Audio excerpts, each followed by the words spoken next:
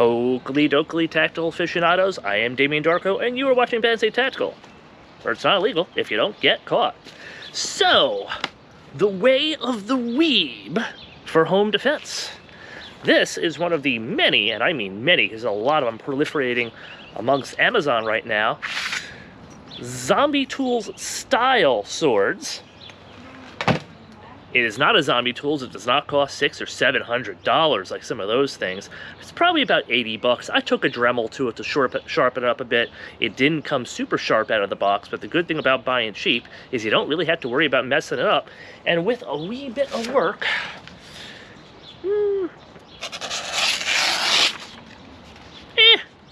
So, yeah, it'll cut paper. It's not exactly a razor blade. I put a little bit of extra work into it, but we are going to be testing it out on some home invader mediums, including the deadly cantaloupe, and then we're going to be going up from there in terms of the hardness scale, the water coconut, and then finally onto the armored zombie variant, aka the coconut.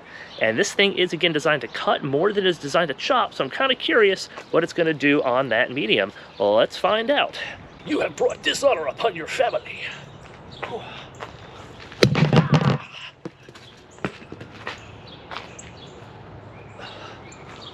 Ooh, I felt that one. Oh, it's still alive.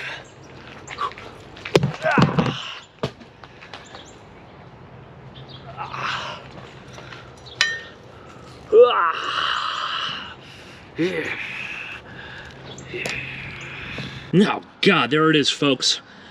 The green water coconut zombie.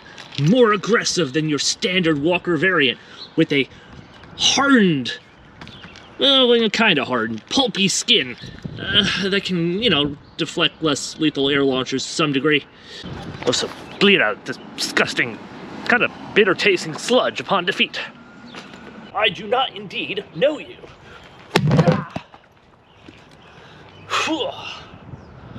All right. Definitely tougher, but still going to go through there pretty easily. Let's finish him off.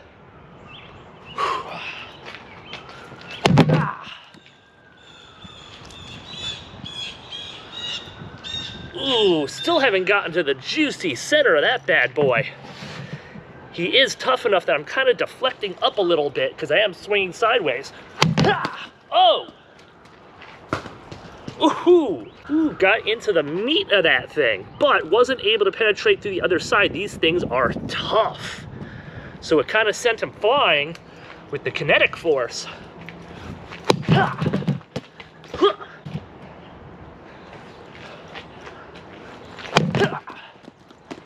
And it took a couple of slices, but our zombie has been thoroughly defeated. The armored zombie, aka the coconut baby zombie variant.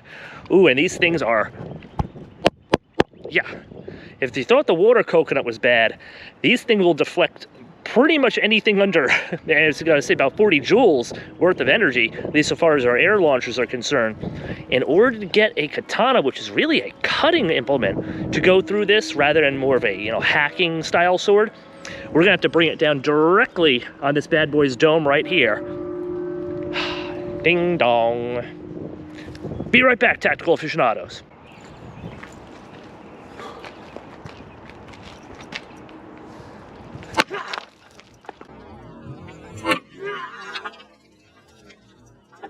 Oh, okay. That was actually pretty easy. All right, that was a cleaner shot than I thought it was going to be. Boop. Definitely easier than trying to hit it from the side. Giggity. Boop.